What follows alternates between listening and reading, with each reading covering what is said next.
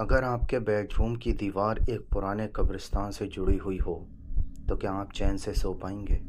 और सोचिए, अगर रात के सन्नाटे में आपकी वाइफ अचानक खड़ी हो जाए और कहे कि नीचे कब्रिस्तान में कोई उसे बुला रहा है, तो आप क्या करेंगे?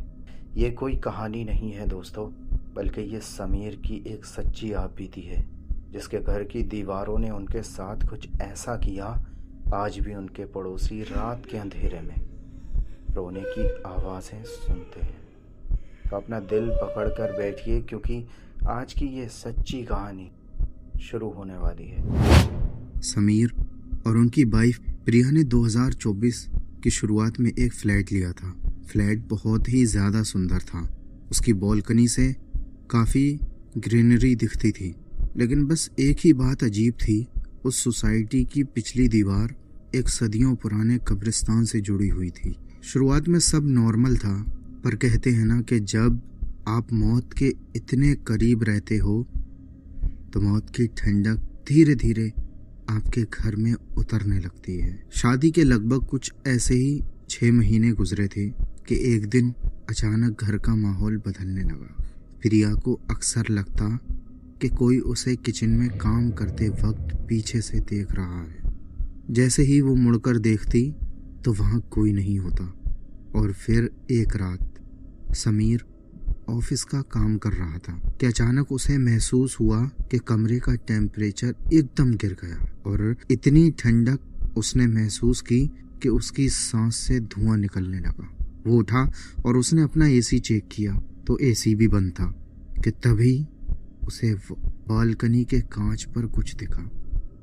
एक छोटा सा बच्चा जो बाहर बालकनी की रेलिंग पर बैठा था। समीर ने जैसे ही ये देखा तो समीर के रोंगटे खड़े हो गए, क्योंकि समीर का फ्लैट जो था वो 7वें फ्लोर पर था। तो अब आप खुद ही सोचिए कि वहाँ पर किसी बच्चे का होना ये कैसे मुमकिन हो सकता था।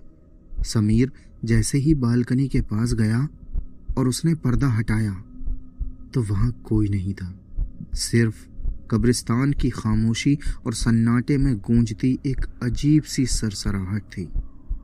ऐसे ही दिन गुजरते रहे कि एक हफ्ते बाद फिर से वही असली डर शुरू हुआ।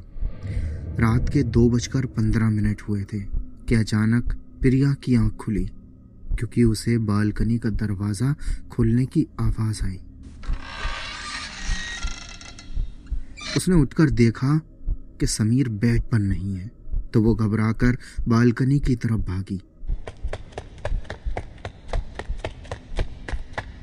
और उसके बाद उसने जो देखा वो होश उड़ा देने वाला था, क्योंकि समीर बालकनी की रेलिंग पर खड़ा था और नीचे उस अंधेरे कब्रिस्तान की तरफ देख रहा था, और उसका चेहरा एकदम बिल्कुल सापट था, जैसे वो किसी के बस में हो। प्रिया ने उसे झटका देकर पीछे खींचा और बोली, समीर होश में आओ। तो समीर होश में आया, पर उसे कुछ भी याद नहीं था, और उसने घबराते हुए ये कहा, प्रिया, वो नीचे खड़ी औरत मुझसे कह रही है कि मेरा बिस्तर बाहर नीचे लगा दिया गया है।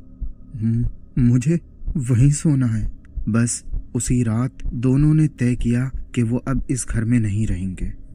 वो अपना बैग पैक कर ही रहे थे कि अचानक पूरे घर की लाइट्स चली गई।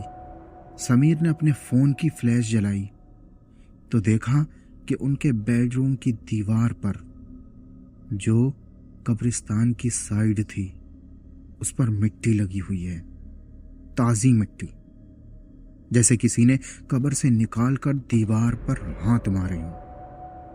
तभी उन्हें उनके बेडरूम के अंदर से रोने की आवाज आई। वो आवाज बेड के नीचे से आ रही थी। समीर ने हिम्मत करके जब बेड के नीचे लाइट मारी तो वहां कोई इंसान नहीं था, बल्कि वहां एक पुरानी गली सड़ी लाश की उंगलियां दीवार को खुरच रही थी। और सबसे डरावनी बात कि वो दीवार कांच की तरह ट्रांसपेरेंट होने लगी थी। उन्हें अपने बेडरूम के अंदर से ही कब्रिस्तान की कब्रें साफ दिखाई दे रही थीं, जैसे उनका कमरा अब कब्रिस्तान का ही हिस्सा बन गया हो। वो दोनों अपने फ्लैट से निकलकर लिफ्ट की तरफ भागे, लेकिन लिफ्ट काम नहीं कर रही थी, इसलिए वो सीढ़ियों से नीचे आए और अपनी कार लेकर सीधा अपने दोस्त के घर पहुंचे। अगली सुबह जब वो पुलिस और सोसाइटी के गार्ड के साथ अपने फ्लैट पर वापस आए तो फ्लैट बिल्कुल नॉर्मल था। कोई मिट्टी नहीं, कोई टूटा दरवाजा नहीं। लेकिन जब समीर ने अपनी वाइफ की तरफ देखा तो उसके पैर जम गए।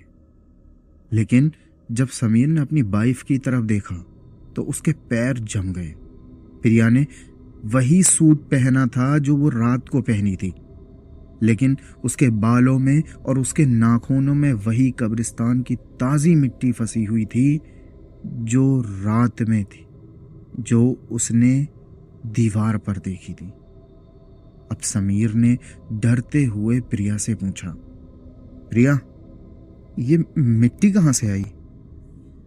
तो प्रिया ने धीरे से पलटकर जब समीर को देखा, उसका चेहरा वही था पर उसकी आंखें बिल्कुल काली हो चुकी थी और वो मुस्कुराई और बोली, मैं तो वहां से आई ही नहीं समीर, मैं तो अभी वहीं सो रही हूँ और तुम जिसे साथ लाए हो वो कोई और है।